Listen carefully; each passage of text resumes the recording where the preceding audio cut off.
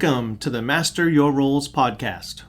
This show will teach you, the entrepreneur, the time management skills you need to be joyful, productive, and fulfilled in all areas of life. I'm your host, Scott Snow. Today's episode is titled, Start an Audio Journal to Get the Best Ideas of Your Life. Creativity is one of my greatest strengths. I've been a musician since the 4th grade, a music therapist, a music composer, a drummer, and a lifelong journaler. Journaling has many benefits. For example, it can inspire you to become more mindful, increase your emotional intelligence, clarify your thinking, encourage you to develop an attitude of positive expectation, improve your writing skills, help you slow down so you can reflect on your life, document your life experiences for future reflection, enhance decision-making, connect you with your inner world, boost problem-solving skills. Research shows that great leaders take the time to reflect. Entrepreneurs need to develop their leadership skills constantly. The Harvard Business Review published an article relating the vital role of journaling and reflection to effective leadership. I started writing a physical journal when I was about 10 years old, but now I have an audio journal, and it's been much more effective. Here are the steps to create your own audio journal. Step 1. Become more aware of your thoughts and experiences and observations throughout the day. Step 2. Jot down creative snippets throughout the day. Example, worst meal of my life. Inspiring phone call with Susan, my business mentor. Finally saw a 1960s Batman episode featuring the Joker and Batman surfing. Overheard 6-year-old nephew say, "Grandpa, you're my favorite old man." So as you go through your day, in the back of your mind, just say anything that's interesting. If I find myself thinking of anything unique, hopefully you do, I'll jot that down to be able to explore it tonight. So as you make your daily journaling a habit, you'll find yourself seeking out new experiences simply for the sake of having something new and unique to write about. Order that octopus soup. Remove all the cushions in the living room and make a massive fort for your nephews. Open that sunroof and turn your favorite song on way up loud as you drive home from work. Give someone a $50 bill as a tip for no reason other than how it will make you feel. And then explore your experience in your audio journal. Your journal is the perfect place to celebrate baby steps of progress. If you're launching a business, write about buying a package of index cards that you'll use to cover the office wall with intentions and vision for your business. Your journal is the perfect place to celebrate the tiniest of baby steps of progress that you are making in your life. If you are launching a new business, write about buying a business card holder for the desk that you don't even have yet. If you're launching a new business, write about buying a business card holder for the desk that you don't even have yet. Here are some questions to help you get started with journaling. What's the most unique experience I've had today? What did I think about today that I haven't thought about in a long time? What was funny about today? What am I grateful for? What's something specific that I was mindful of today? What was the biggest annoyance of the day? What happened today that was very unexpected? What was the best quote of the day? What's something special that happened today, but I didn't realize it until now? What energized me today? What is the most surprising thought I had today? You might be wondering, what effect does journal writing have on time management and personal productivity? Over the past 25 years, I've found journaling to be the glue for everything else I do. One of the biggest concerns I hear from clients is that they feel overwhelmed with everything going on in their lives. When you get in the habit of a daily audio journal, you begin to develop skills for processing the experiences in your life. And by putting your experiences into words, you get them out of your head. Journaling can be a release valve for your life. In addition, the process of writing often uncovers new insights. When new ideas and feelings come up, go with it. Keep exploring in your journal. Many of the other time management experts treat journaling as an aside, but I believe it can become the engine that drives your creativity and your business. I see it as a foundation for developing leadership skills. So if the first two steps are to become more aware of your experiences, and step 2, jot down those bullet points in a small notebook. Step 3 is to dictate your entry into a voice recorder. I found that the early evening is the best time for me to dictate my audio journal. A lot of times I do my recording in the car, the ultimate private area. I refer to my creative snippet notebook and look at today's bullet points and then just start gabbing. You could use your phone to record your audio journal. I prefer to use an Olympus LS10 digital audio recorder. Keep it in the glove compartment. I usually start the day's entry with the date, and then I just blab away. Usually my entries are less than 10 minutes, probably 8 to 10 minutes. And since they're saved as MP3s, it's not a concern for storage. I usually back them up on an external hard drive. Here's an example of some creative snippets for one day. August 3rd, Sunday. Dreamt about being in the 1980s movie Flash Gordon. Made chocolate chip pancakes for the kids. The Pine Acres Campground. Timmy hit the game-winning basket at the buzzer. Tried a tasty new beer with lunch called Becky Likes the Smell. Backgammon by the pool at the campground. Wasabi in my tackle box. This was inspired by a conversation with a fellow fisherman, and he was talking about when he used to fish right off the ocean and he would catch some stripers. He would keep his wasabi right in his tackle box. Now that's fresh. When I started my audio journal about 2 years ago, I was worried that I might miss out on the emotional connection that I have with a journal. But I haven't missed a thing. By gabbing about the events of the day, you get an enormous amount off your mind. When you get home to your loved ones, you don't feel the need to vent so much about your day. You've done it already to your trusty recorder. Once you record your entry, put a check mark at the top of that day's page in your notebook. This tells you that you've recorded your audio journal entry for that day. It's really important to have a system, like with this check mark in the little notebook, because as you'll find out, the days start flying by. Step 4, storage.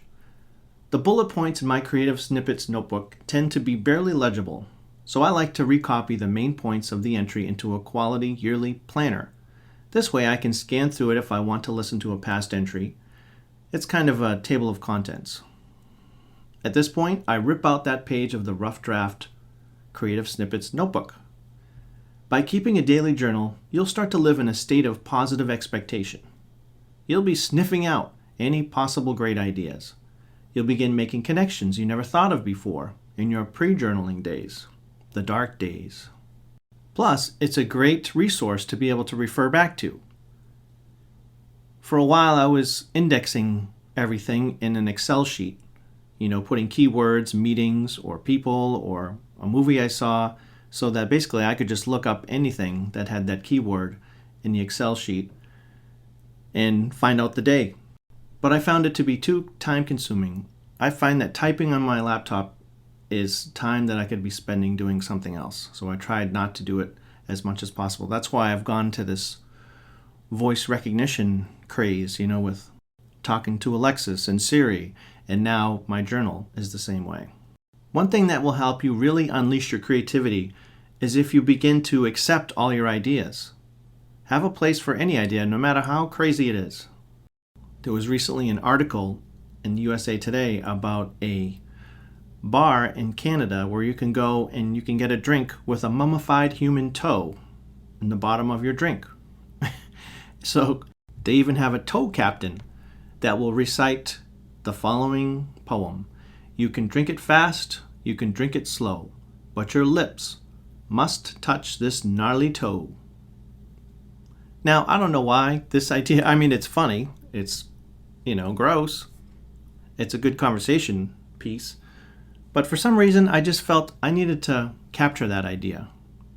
So I put that in my scrapbook, and I'll have a whole podcast episode about the news and articles and scrapbooking. Sometimes you just say, I want that idea. I need to keep it. I'm like a hoarder, but with ideas. There's one idea I remember writing about that. It's a stupid idea. I mean, it's silly. It was that every time I see someone wearing a medical boot on their foot, I always think to myself that they don't seem embarrassed enough. Because it looks funny. I mean, the poor person, good for them that they can have a boot to help them get around while they're recovering. But I always find that it looks so silly to me that I feel that they should look more embarrassed and ashamed. I mean, it's a stupid idea. There was another article that I kept about a guy who changed his name legally to Nobody, and he ran for mayor in New Hampshire because he saw a sign that said, "Vote for Nobody." So he decided to become Nobody. There was another article, there was an article last week in the Wall Street Journal that was about a master cheesemaker, Pam Hodgson, and how she's only one of 2 women master cheesemakers in the U.S. It has nothing to do with time management or personal productivity, but I just know that there's something that's got to be there. Like, what does it take to become a master cheesemaker? It's like even comedians. I love to hear the process of great comedians and how they write jokes and how they prepare. And Jerry Seinfeld is one where he was talking about the fact that ideas, just capture them because you never know what it can lead to. And sometimes he doesn't even know fully results of that idea could be, but he just knows there's something there. Something could be funny in this. And I think his example that I remember was that he watched that old TV show from the 80s, That's Incredible. And he was so impressed with the guy on the show who they shot a gun at him and he caught a bullet in his teeth. And he said, "That was amazing." And he goes, "I'm trying to remember that guy's name." He says, "I can't remember the guy's name." What he found funny was that what else could this poor guy do? He just caught a bullet in his teeth. What else could he do to have you remember his name? So honor all crazy ideas, capture them, remember them, and audio journaling is a super way to do that. I love words and vocabulary. I suggest that you expand your vocabulary because you'll be that much more expressive and nuanced. We often use the same boring words. I mean, what's better? This party was fun or the party was magical? The food was good or the food was scrumptious? Be on the lookout for new words. I use one subject notebooks again and just scribble any kind of words that come up when I'm reading the newspaper every day or articles or listening to the radio. And I just jot them down. I like to be exposed to a lot of different words. For example, here are some uncommon words I came across in daily reading over the past few months.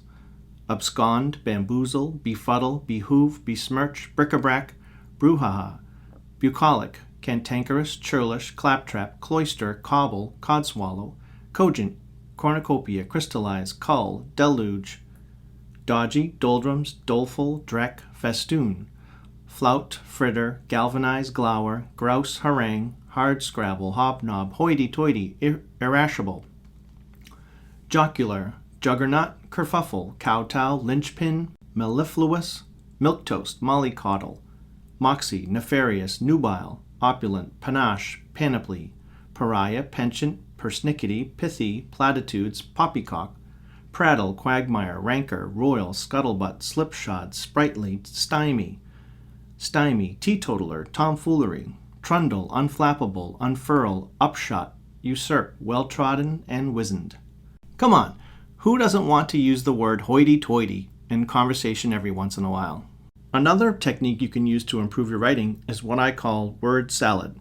This is where you take your collection of crazy color words and new vocabulary that you've collected, take 10 or 15 of them and put them in a random story, like a stream of conscious, crazy story.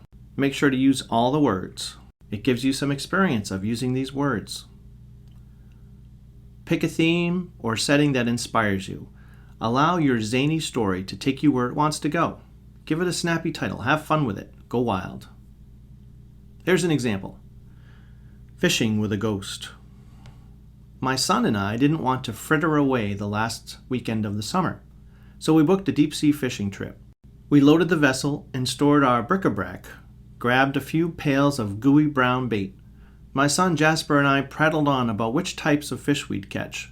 All of a sudden, there was a kerfuffle at the stern of the ship. We raced back to investigate and overheard a passenger describing the ghost of Abe Lincoln. We gawked at one another, and I said, "This sounds like utter claptrap." My 10-year-old nodded in agreement. We overheard a deckhand grousing about the added distraction caused by the visiting ghost, and then it appeared, a translucent image of Abe Lincoln glowing green. He began telling stories to anyone who would listen. We weren't sure if we should approach. He seemed kind of cantankerous. I couldn't pass up the opportunity to hobnob with one of the most famous figures in history. So we made our way up to him, and although it felt a bit dodgy, I offered my hand to Mr. Lincoln.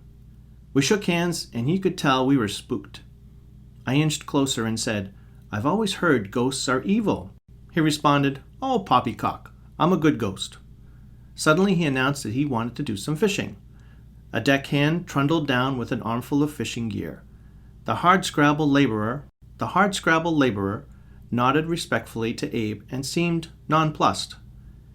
It appeared as if old Abe was a regular aboard the Yankee Spirit. Despite all the brouhaha, we had a glorious day of fishing. Abe even culled a few haddock for himself. By nightfall, our ship approached the shore. We passed a gorgeous house, festooned with paper lamps. We asked Abe if he had any advice. He was pensive for a few moments, then told us, "Never kowtow to nitwits." So that's a little example of a silly story, and it has all those vocabulary words tucked in there. Another technique to use to improve your writing is to show, don't tell, in your writing. I took a poetry class in college, and the professor really harped on this. He always talked about appealing to the senses, and not just telling you something, but showing you so that you really felt it. For example, here's a telling sentence. My dessert was outstanding. Now here's a showing example. My dessert was creme brulee in a delicate Godiva chocolate cup served with a drizzle of raspberry sauce and a fresh sprig of mint. I think you see the difference. That's how you want to be in your audio journal. Give those details. As the Russian writer Anton Chekhov once said, "Don't tell me the moon is shining. Show me the glint of light on broken glass." In closing, I strongly suggest that you give this a try, an audio journal. You are meant to do great things, and we can give you the skills to do them. Master Your Roles offers workshops, seminars, and coaching. We'd love to work with your team to help you with work-life balance, time management, project management, leadership development, or prioritization. For more information, visit us at www.masteryourroles.com.